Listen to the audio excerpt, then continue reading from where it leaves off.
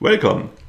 In this small series I'd like to help you get a better understanding of stress, and I'd also like to provide you with some tools to deal with stress in your daily lives. Before we start, please note that a video such as this is not a replacement for medical advice from your doctor. If you suffer from any issues, be they stress related or otherwise, please make sure to get medical advice. Alright, stress is an everyday topic. We talk a lot about stress, and I'm pretty sure most of you have had stressful experiences in the past couple of days. But what is stress actually? Why do we experience stress? What's the point of it all? One of the first contributions to stress research was from one Walter Cannon. And Cannon described what we encounter as stress today as a fight or flight response. Imagine you are a caveman taking a stroll in the savannah, and suddenly you notice there's a giant hungry lion. Now that's troublesome if you are a caveman, because depending on how things turn out, you might get eaten, caveman life may be over, pity. Therefore, your caveman brain tells your caveman body, look here, there's a lethal crisis. We now have to try to fight the lion and drive him off, or to run like hell and hopefully get away from it. Either way, we better put some effort into it because our life depends on it. So the body tries to provide as much performance as possible. A lot of small adjustments take place. Blood pressure is increased, heart rate is increased, nutrients are added to the bloodstream to sustain the muscles, and long-running processes like digestion, muscle growth, complex thoughts that aren't important in that moment are kind of postponed.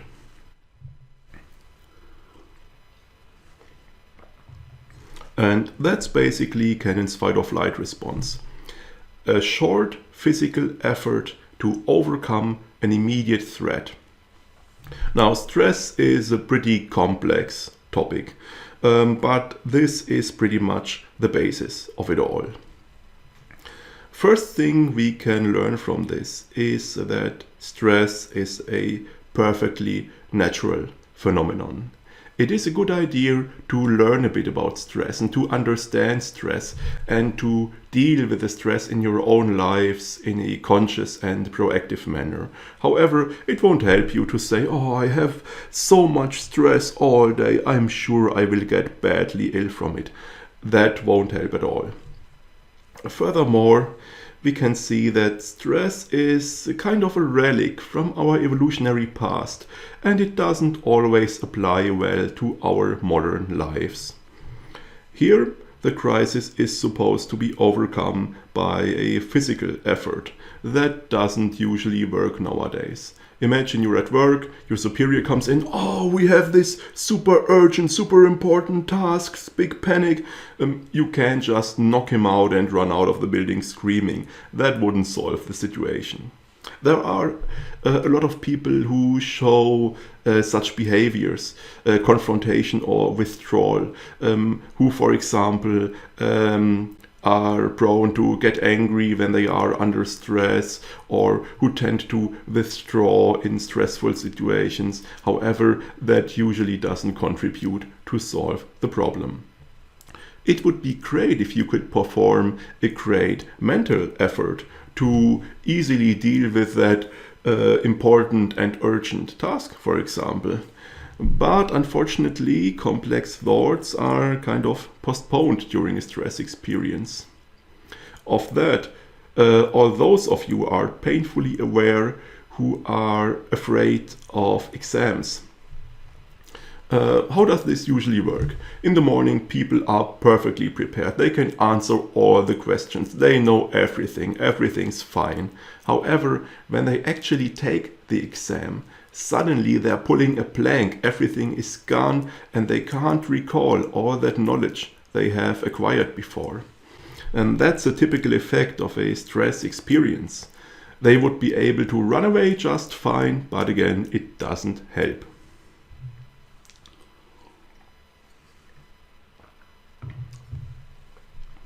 Another issue is that today our stress experiences tend to last much longer. Such an encounter with a lion, that's over in a couple of minutes. But if at work there is an important deadline that puts a lot of pressure on you, that could last for weeks or months on end. That's quite a different time frame. And the frequency is different. You have to be quite an unlucky caveman to encounter the lion several times a day. However, in our modern lives, it's not unusual to have a lot of bigger or smaller stress experiences all within a single day. At that point, however, we can apply the first of 3 approaches I would like to present in this small series: instrumental stress management. The idea is simple. Keep away from the lions. Figure out where the stress in your life comes from, what stimuli that cause stress, so-called stressors you have in your life, and try to remove as many of those stressors as possible.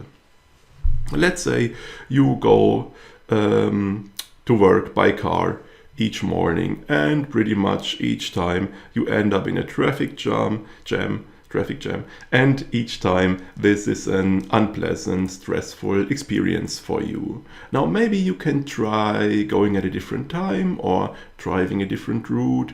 Maybe you can try using public transportation instead of the car, see if that works out better. Maybe you can work from home a couple of days if your employer agrees to it. So just try to experiment a bit, get creative, and see if you can't find a solution to remove this stressor each morning. Don't just say, oh well, situation is bad, but what can I do? I have to live with it. Try to find solutions and make an improvement. Now there will certainly be a couple of stressors you can't get rid of, or that you can only get rid of using extreme measures. In such cases, you can still try to improve your coping capabilities. What's that?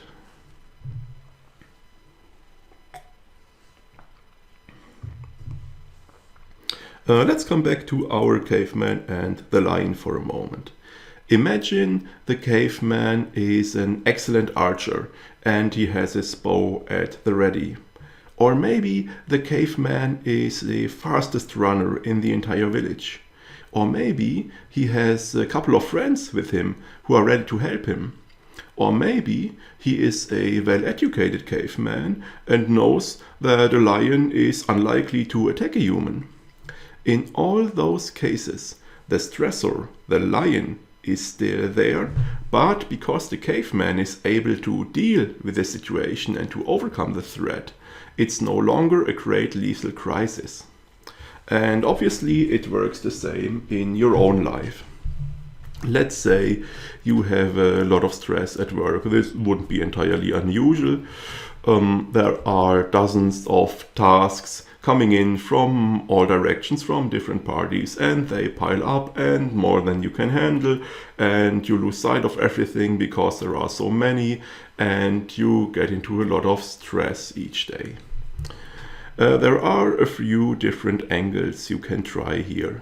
The first is to increase your professional knowledge. Let's say among those tasks there are always a few that deal with areas you don't know much about, where you have to do a lot of research and ask questions, and it takes a lot of time.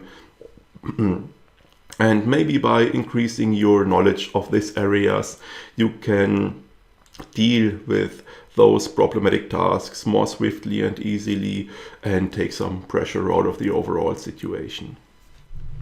Next, you can try increasing your soft skills.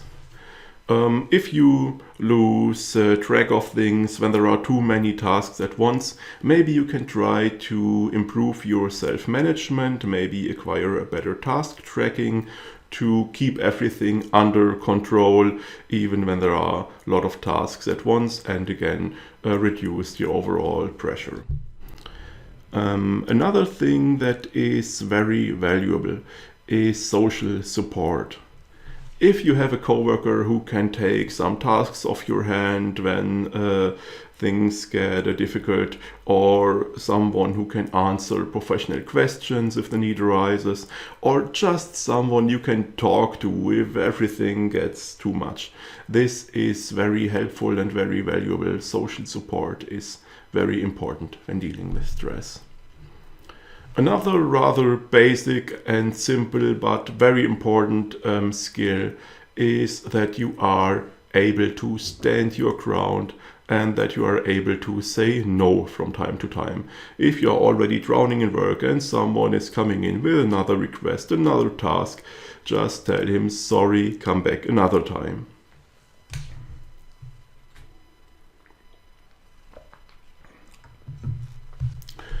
Whether you're trying to reduce stressors or increase coping capabilities, the first step should always be to do some research, do some analysis to really get a good understanding of where the stress is coming from and which stressors you have in your life. And here I recommend to not just rely on your memory. Memory can't 100% be trusted here since memories are always selective. And instead, I would recommend to keep a stress diary for 2 or 3 weeks. So you sit down at least once a day and you take note what occurred today that caused stress for me. Include some data, when did it happen, where did it happen, who was with me, and what happened. And keep doing that for 2 or 3 weeks. Also make sure you are honest to yourself. A lot of stress probably comes from work-related areas, but obviously there can also stress can also occur in your spare time when you are pursuing hobbies. And stress can also occur during activities you perform with your partner or children or friends. And obviously, if you notice there is stress there, that doesn't mean you have formed a bad opinion of them or anything. You're just getting an overview for now, and you will figure out what's the problem and how to deal with it later. Let's say you get home from work each day and your children are happy to have you home and want to play with you, and so you spend some time with them because they are important to you, but you notice this is a rather stressful experience each time because in your mind you are still at work and you are tired and you can't really get into it. But once you consciously look at it and experiment a bit, you quickly notice that if you just take a few moments for yourself when you get home, so you can conclude your work and calm down and rest for a moment, then after that you can spend this time with your children, and it is enjoyable and it is actually relaxing and not stressful. Keeping this stress diary and getting an overview of the stressors in your life will allow you to find areas where you can make improvements, where you can find solutions, where you can reduce stressors or increase coping capabilities to reduce the overall stress in your life. And of course, it always is helpful to get this overview to understand how much pressure overall there is. Let's say you look at your stress diary and you say, oh well, a bit stress here, a bit there, and I can make some improvement there, and overall it's all on a relaxed level I can easily deal with. That's great. However, if you start your stress diary Monday morning and Tuesday during lunchtime you have to buy a new notebook, then it's probably a good time to review your priorities, to take a step back here and there, reduce some activities to really get this overall level of pressure and stress down before you run into any serious problems.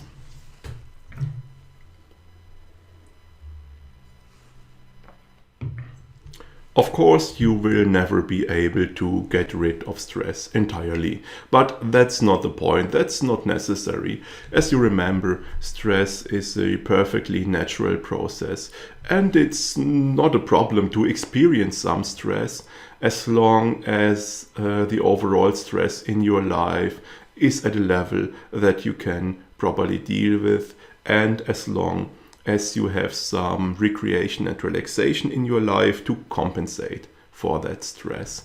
And this will be the topic of the next entry in this little series. For today, thanks for watching. Please let me know in the comments which stressors you have identified in your lives and how you have been able to deal with them. Maybe there's some inspiration for other viewers as well. Have a nice day. See you next time.